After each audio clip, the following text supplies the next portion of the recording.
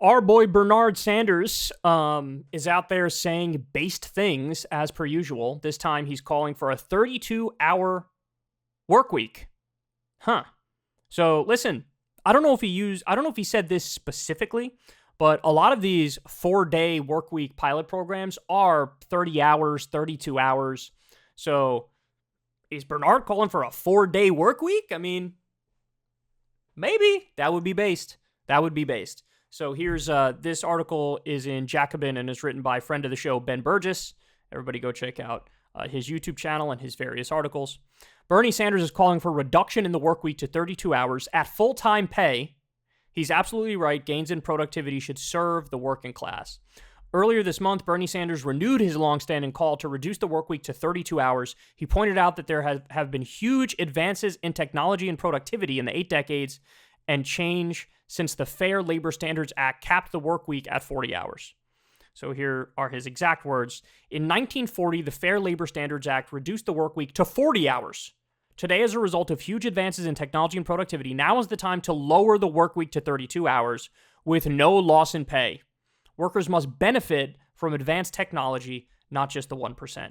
Critics argue that it's fine if technological advances deliver the shorter work week without government intervention, but that top-down interference in the free market is a bad idea. This idea doesn't stand up to even cursory scrutiny. If the reduction in hours was going to happen without being mandated, it would have happened long ago. Bernie is right.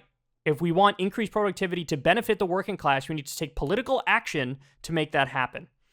The idea is slowly gaining traction. Last year, a state-level version was proposed in California. And this March, there was an attempt in Congress to institute a 32-hour work week by amending the Fair Labor Standards Act. So, look, on this one, shout out to California. They also led the way when it comes to generic medicine. They're doing their own, California state insulin factory, which they're going to sell at a much lower cost than what insulin goes for from the pharmaceutical companies. They're doing sectoral bargaining when it comes to unions for fast food workers. So they're going to set wages across the entire industry, which is a phenomenal idea. And by the way, it's by doing things like sectoral bargaining that people get paid even above and beyond what a minimum wage should be, because the union's protecting all the workers in that industry. That's phenomenal. And apparently they gained they proposed a state-level 32-hour work week there recently. So he goes on to say, right now these efforts face an uphill battle, to say the least. The California bill stalled out in 2022, though it could be amended and reintroduced this year. The federal attempt is going to be strangled in the crib, as a matter of course. It was introduced in the House Education and Workforce Committee, whose chair, Republican Representative Virginia Fox of North Carolina, has said that blanket federal regulations often cause more harm than good because they don't account for the unique needs of various groups, and that Main Street America doesn't need more top-down federal mandate. That's hilarious. I love how she tries to frame it as like it's being pro-Main Street to be against a 32-hour work week, when obviously almost everybody on Main Street would be like, hell yeah, we want a 32-hour work week.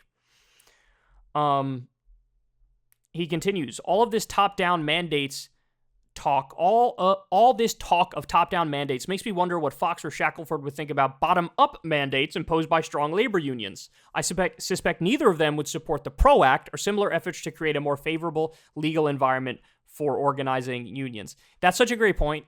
They're like, we're against the government intervening to say 32-hour work week. We're against top-down enforcement. So Burgess is like, okay, what about bottom-up enforcement? What if the union said, let's do 32 hours? They'd still oppose it. This is who they are. They're just not in favor of it, but they find weaselly ways to say they're not in favor of it, or weaselly reasons to say they're not in favor of it. Anyway, here's an interesting fact that a lot of people don't know. We've brought it up on this show a few times, but we almost got a 30-hour work week during the New Deal era. We were this close. In fact, if I remember correctly, I think it passed Congress, but it passed the House but died in the Senate, or passed the Senate but died in the House, one or the other, and it was like a last-minute deal that was cut to go in a different direction with a different New Deal program, but we were super close. And if you look at commentary, even from conservative Republican presidents in that era, if you go back to like the early 1900s, 1920s, 19-teens, in that time frame, you even had conservative Republican presidents who were like, everybody deserves 3 months off by law. They would say stuff like that. They would say the work week should be 30 hours. They would say based things, whereas now, even our furthest left senator, Bernie Sanders, is not saying a 30-hour work week, he's saying a 32-hour work week, right? And, I don't know what he wants in terms of paid vacation days, but it's probably less than 3 months. And we had conservative Republican presidents calling for that back in the day. So just the Overton window has shifted so far to the right, largely because of the influence of money in politics and corruption. And that's why, even though all the pilot programs have shown 4-day work week is great, you still probably are going to have, they're not going to go for it, right? Even though every study has shown not only is it good for the workers, it's also good for management. People work just as hard and they're just as productive, if not more productive in some instances, with a 4-day work week. It's nothing but upsides every which way. But it looks like the corporations would still block it just because they're holding on to their old ways and maybe they don't buy the studies that show productivity sometimes goes up. I don't know what the reason is, but they almost certainly would block it no matter what. And that's devastating and also idiotic. So Burgess goes on to say, there was a 299% increase in labor productivity from 1950 to 2020. So all of this increase in productivity, and we still haven't gone to a more reasonable work week with more reasonable hours. So anyway, there you have it. Needless to say, Bernie Sanders is right.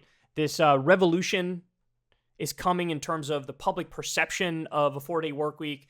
Every single study that's been done on it has shown phenomenal results, and I really, really, really hope at some point we go down that path. All right, guys, that's the show. I love you all very much. Thank you, as always, for listening. Do me a favor, click the like button, click the subscribe button. We're trying to get to 2 million subs now. Everybody also click that bell icon so you get a little notification every single time a video drops. It helps subvert the algorithm, which, of course, doesn't treat us too kindly here on YouTube. So any little bit helps. And, of course, you can listen to the full show on Spotify, the full audio version of the podcast on Spotify if you'd like. We post them there every single day that we have a show. And support the show on Patreon if you can. I deeply appreciate it. Just a couple bucks a month goes a long way because, I don't talk to any advertisers, never talk to any corporations or anything like that. I don't want to be a pitch man and try to sell products to you. I'm just against that. So the other way of funding a show is bottom-up, grassroots type stuff. So please support the show on Patreon if you can. Links in the video description box below. It's $2 a month, or $5 if you want to go nuts, $7. And also you can support the show on Substack, Crystal Kyle and Friends. That show is also funded grassroots style. So consider supporting that as well. All right, guys. I love y'all very much. Everybody have a great rest of your day. Hey, y'all. Do me a favor and like and subscribe. It helps out big time in the algorithm. Click the bell as well for notifications when videos drop, and watch that video on screen right now. You know you want to.